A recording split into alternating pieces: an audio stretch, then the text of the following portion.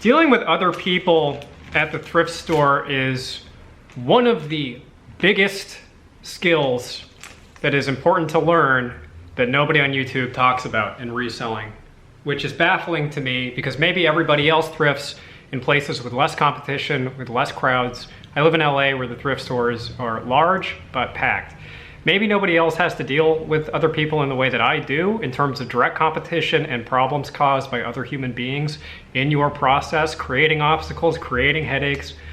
But man, it is really important, really, really important. And I'm in the mood to talk about it. I'm a little bit salty because I just got back from a morning sourcing trip. And if my camera will cooperate, you will see that I spent 71 flat. No, I didn't. No, I did not. The cashier decided to elect to charge me an extra 12 cents without consulting me. And I'm mad. I am mad. I think he expected me, A, to not say anything because who would risk looking that bad to quibble over a 12-cent charitable donation in front of other people, and also who would be willing to stand there next to the register for 10 minutes as he rings up other people for the manager to, it wasn't 10 minutes, it was like 3 minutes. But that's me. You can suck my dick. And I got the 12 cents. I got it.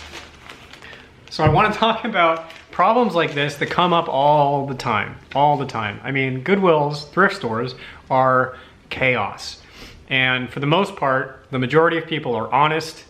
The majority of people, you do not need to consider direct competition who are consciously competing with you or trying to cause problems for you.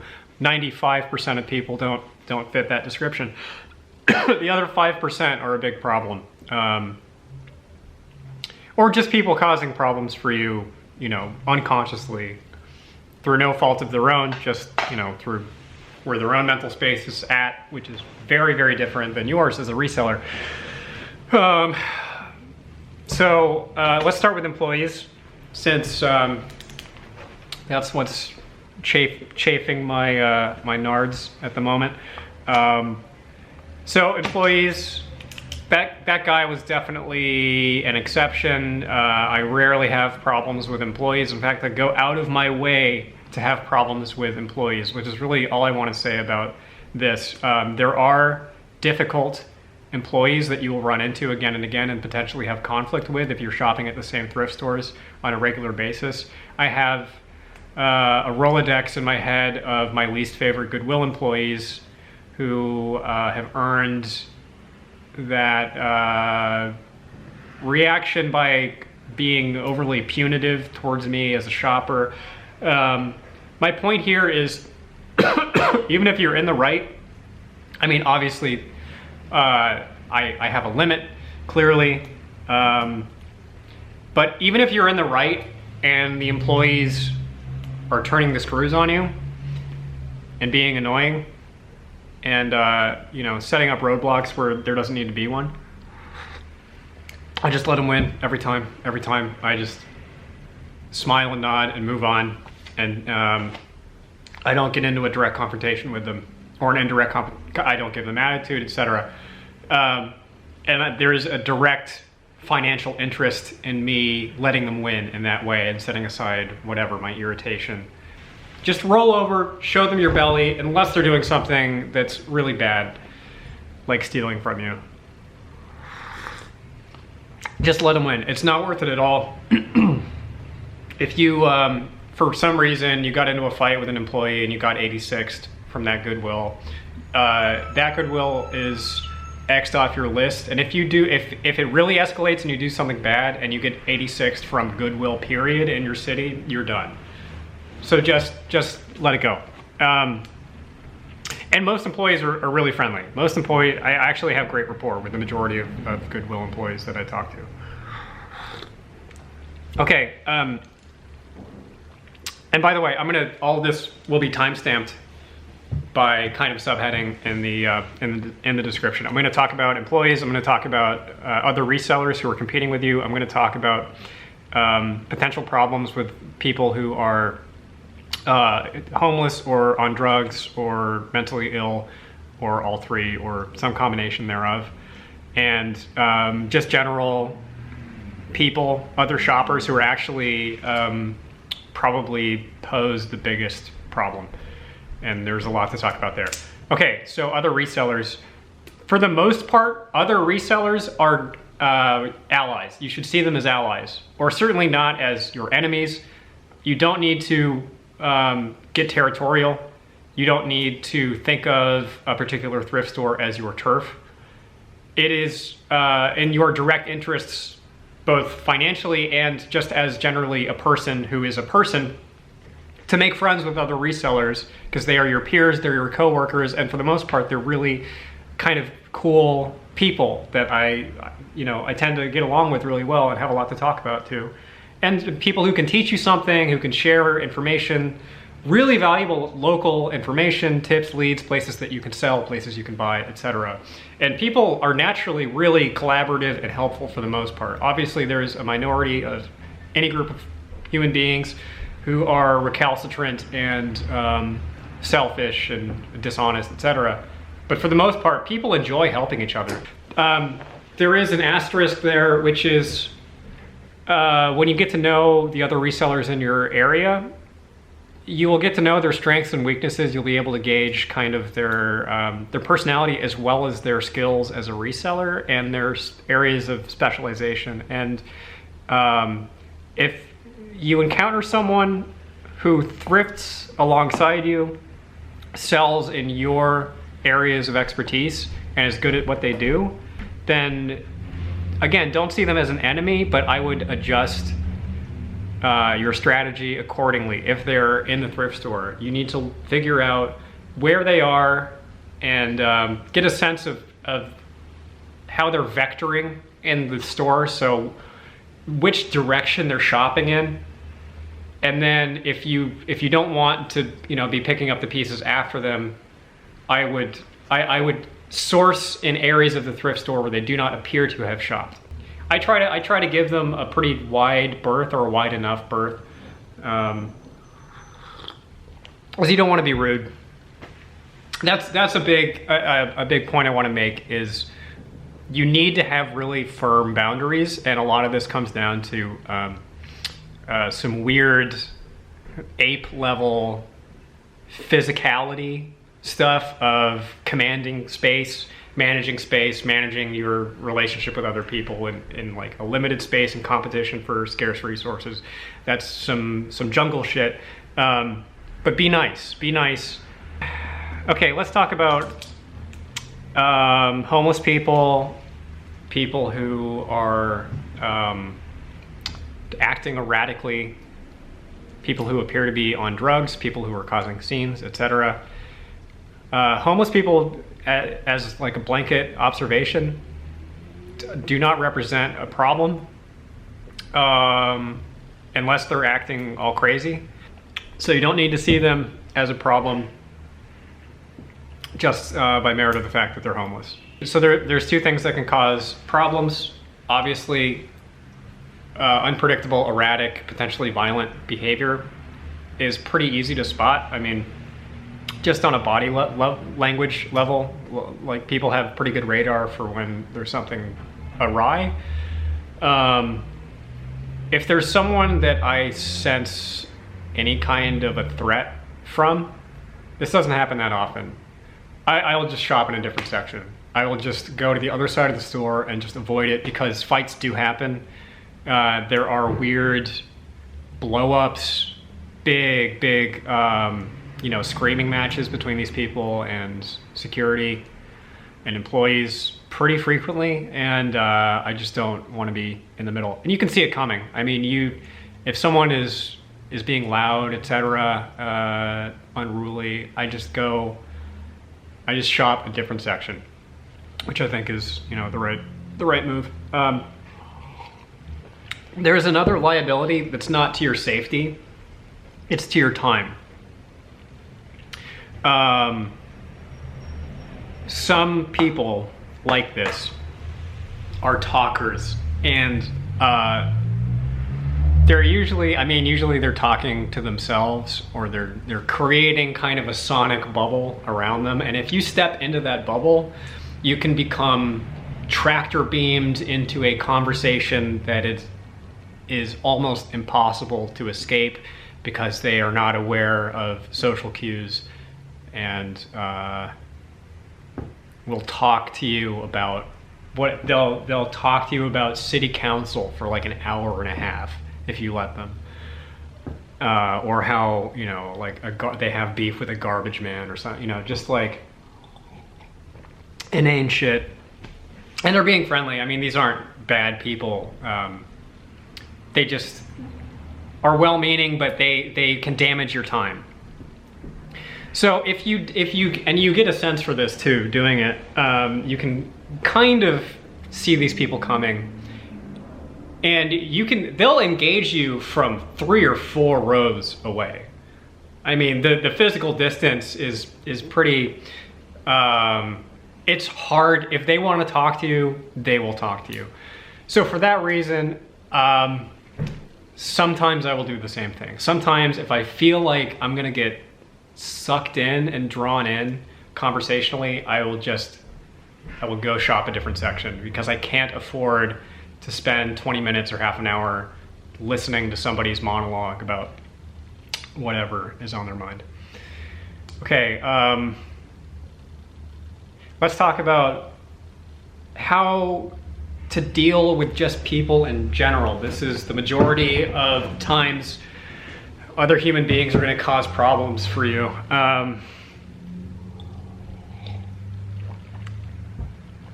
Let me describe a little bit of how I shop, specifically in kind of the main collection of inventory in the clothing section. Goodie Carts and new clothing racks have their own set of rules that I'm going to talk about in a second. But when you're just in the racks flipping through stuff, you can run into these territorial little challenges and disputes. I call it rack chicken, because you'll be flipping, and then there'll be someone else who's flipping the opposite way, or you'll be flipping and somebody cuts in right in front of you. Again, most of the time this is not conscious.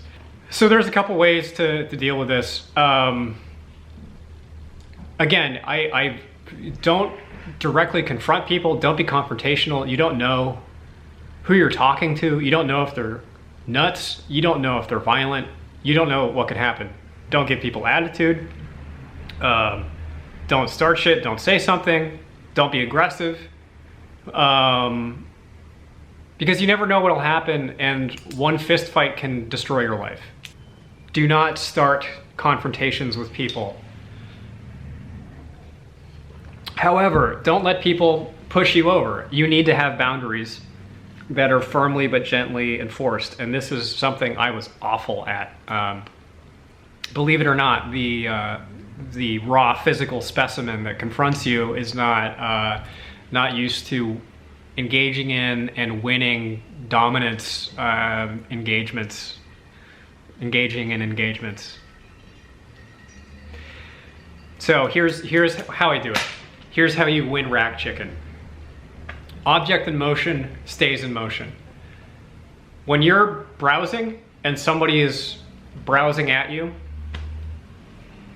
you are a train moving forward with a cattle catcher on the front, and you have the momentum, and you're not going to stop until you are forced to stop.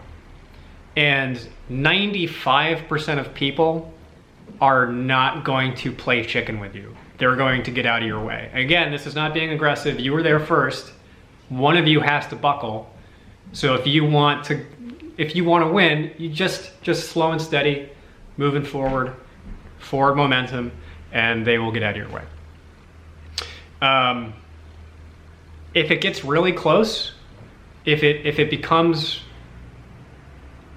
like really close quarters, sometimes what I'll do, this is like this wizard move that I figured out.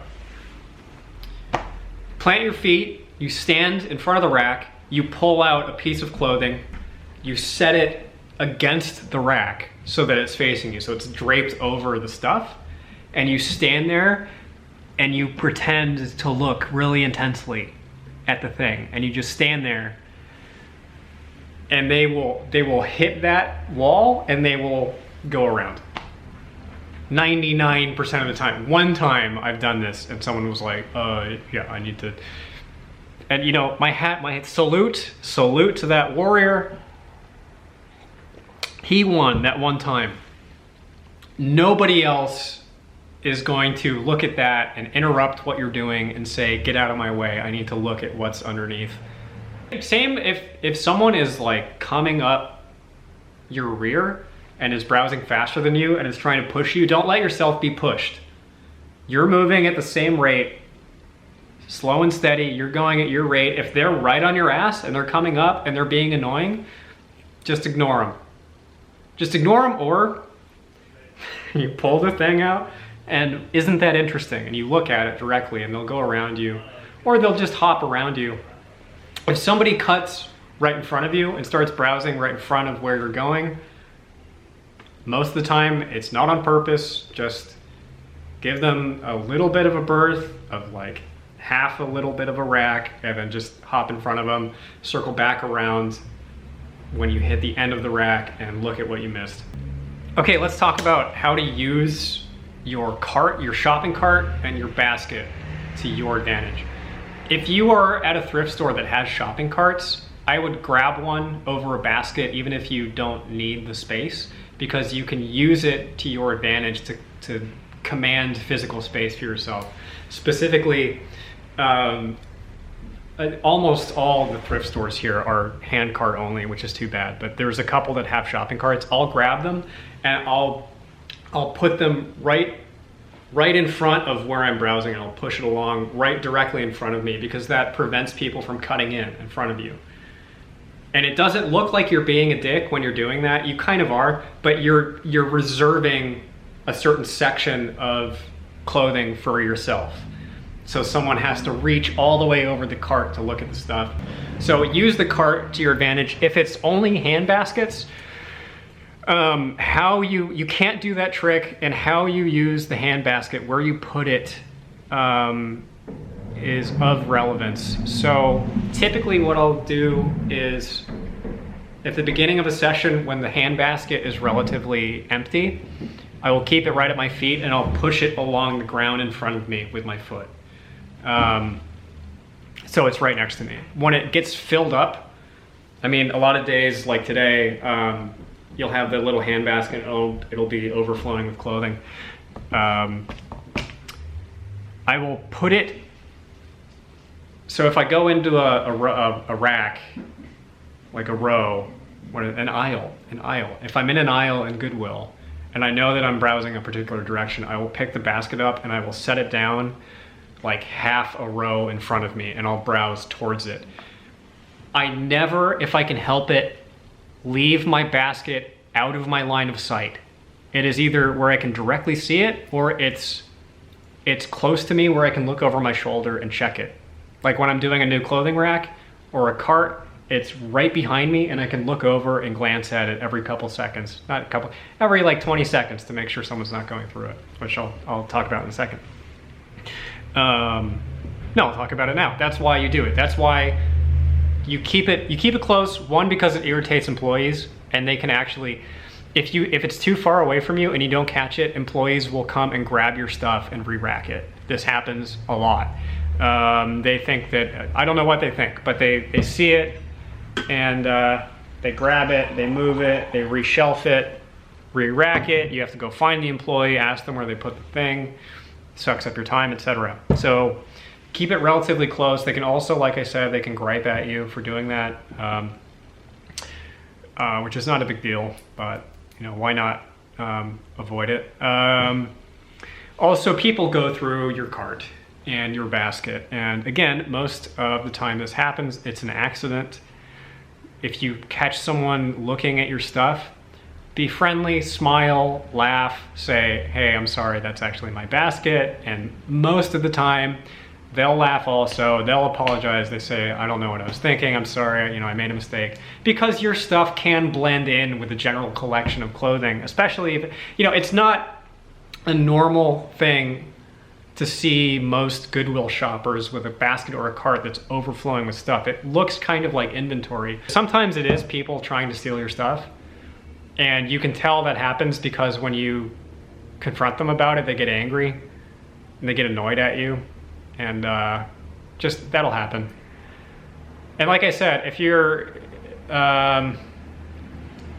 having to run to new merch, either carry the basket with you and keep it close by where you can check it as you're grabbing stuff, or sometimes if I have a really full basket and I have to jolt, I have to jog over to the new stuff, I'll just momentarily hide the basket. I'll shove it under a rack of clothing where no one can see it, and I'm only gonna be gone for like a couple minutes to check the new stuff and then run back and grab my stuff. Don't do that long term, because if an employee finds it, you're done. They'll re-rack everything. Okay, let's talk about, this is, I'll try to be concise here. New merch. This is the biggest financial opportunity at these Goodwills and the biggest liability in terms of potentially getting into a really negative confrontation with someone.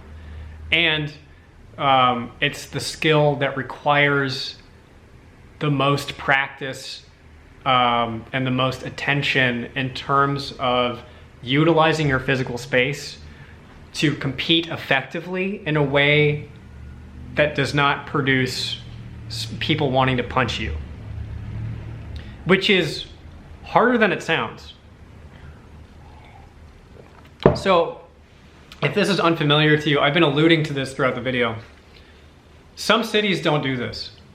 The Goodwills in Los Angeles do it all the time. They hang on to their inventory in the back and they bring it out in stages, in small increments. So they do Goodie Carts, which is these rolling black carts, two-tier black carts that have hard goods on them, CDs, books, electronic stuff like that. And then they have clothing racks, which are about this long, and they're a wheeled rack, and they wheel them out and they park them somewhere. If this is the case where you shop, you must learn how to compete with the crowd to get the good stuff. The vast majority of the really high dollar items that I've sourced in my career have been from these racks and carts. Okay, so starting from zero, each Goodwill is going to have a designated area where the Goodie Carts and the racks will end up. And you need to learn where that is. At least in LA, it's the same spot every single time. There's just a place in the store where it always ends up. You need to be listening for the announcement. If they do make an announcement, sometimes they don't. It actually depends on the store. Some Goodwills announce, like the one I was at today, they'll make an announcement over the PA, sometimes like 3 minutes before they bring the stuff out, which is annoying. Others will make the announcement typically about a minute or two after the cart has been brought out and stopped and people are already shopping. You need to learn that as well. You need to get really intimately familiar with each specific Goodwill and how they do this merch, the new merch. So you're listening as you're not listening to music if this is the case, because it is a fatal error to miss those announcements. You're listening either for the announcement or you're listening for the sound of the rack or the cart moving across the floor. Because sometimes that's all you get. As soon as you hear it, you're moving. Your feet are moving. You need to be there first. You need to get there right away. As an illustration of why I'm this way, at this same Goodwill, they made an announcement. I dragged my feet a little bit and I got there half a second too late to be the one with my hand on a 3D printer that came out on a cart that was selling for $8. It was this cube, 3D printer working. I saw the guy testing it. Could have flipped it for like $200 or $300. And it was literally like, his hand was here, mine was here, and he got it. And that will play out. That is not that rare. Those are the stakes. It is like half a second of a difference between $0 and $200. It's no joke. So be there first. Whatever you're doing, drop it, grab your stuff, hide your stuff, carry it with you, just be there. Be where the stuff is gonna end up. Let's talk about the carts first. The carts, so at these Goodwills, they have a rule where you're not allowed to put your hands on the merchandise until the cart or the rack comes to a complete stop. Sometimes they enforce that, sometimes they don't. I never test that boundary. Again, play by the rules. Don't piss off the employees. But it's really important that you accurately guess where the cart is going to stop. And you need to be physically situated in a place where you're front and center, you're smashed up against the cart, and there's not enough room between you and where the cart stops for people to cut in front of you, because they will. So you need to be front and center, you need to be right up against it, and you cannot leave space, because people will exploit the space. People will cut right in front of you. So the best way to do this, I've found, is to, either from experience or use your eye, you make a judgment for where you think the cart is going to stop exactly, and you go and you stand right in that spot.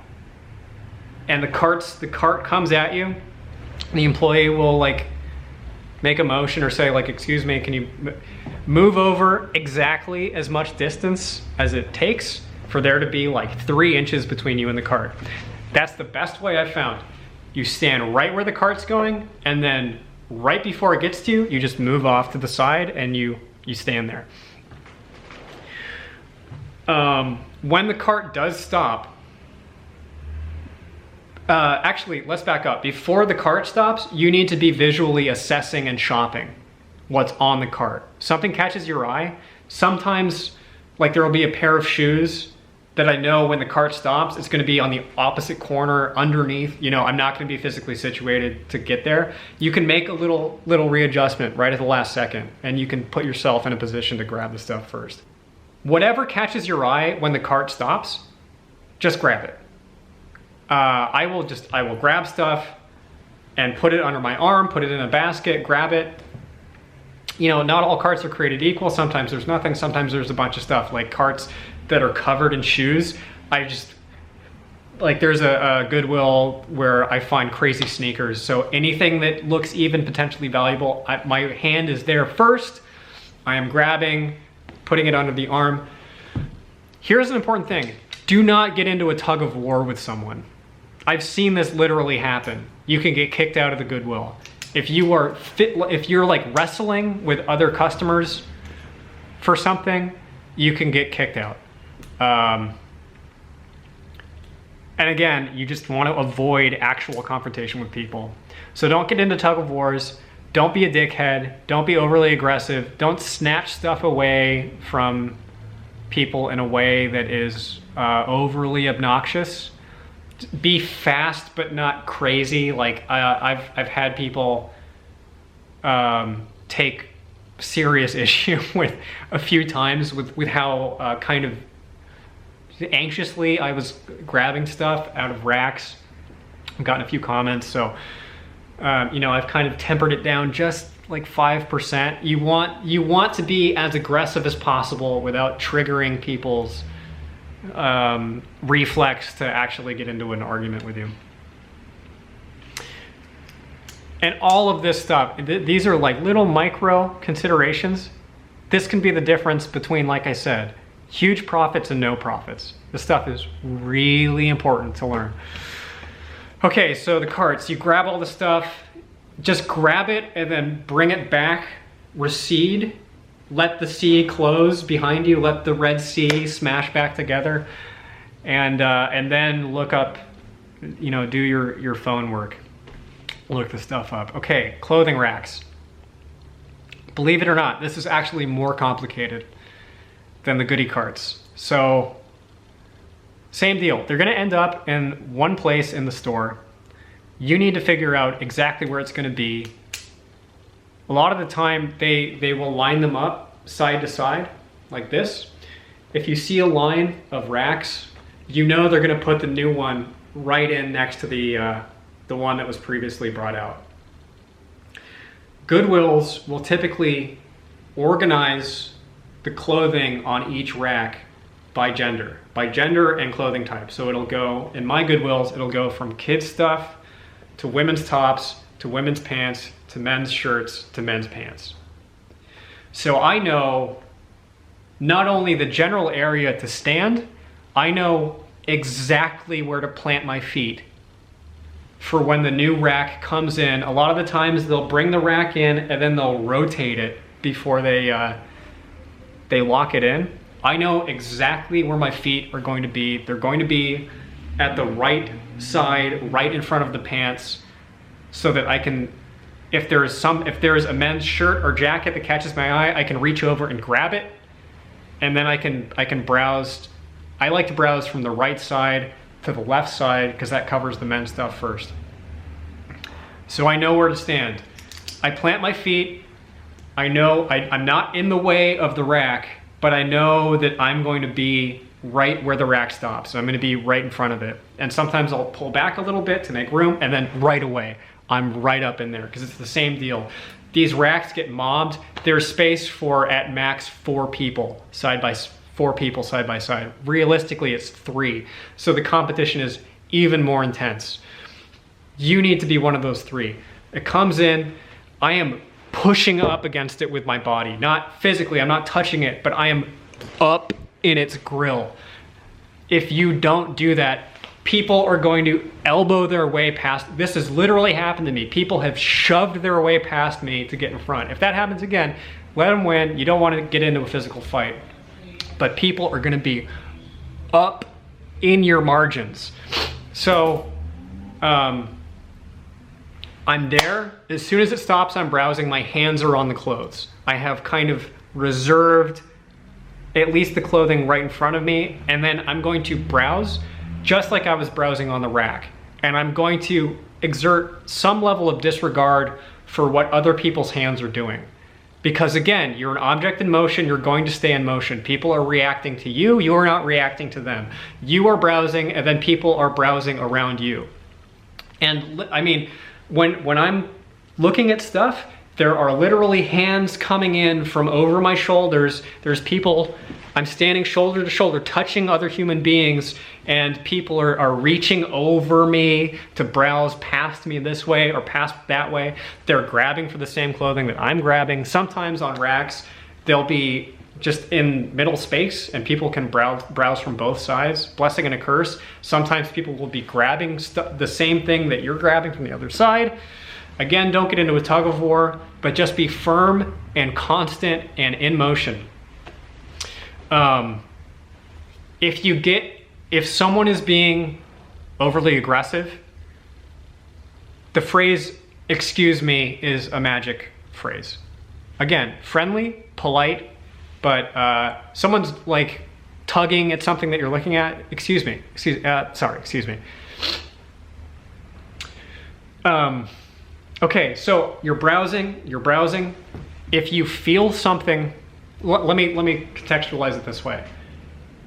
You are not stopping at any point. You are browsing and you are moving. You are getting through all of that inventory as quickly as possible. Everything that you think might be valuable, grab it, put it under your arm like that or over your shoulder.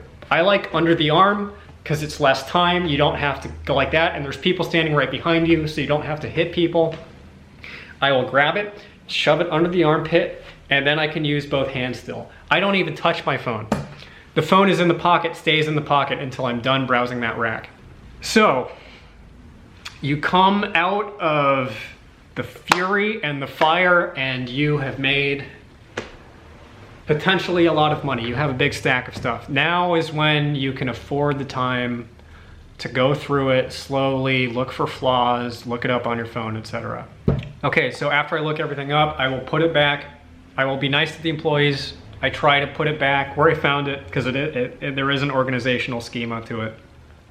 Then I'll go back more slowly after the crowds dissipate, and I'll do a second pass because I may have missed something, and you pick stuff up that way.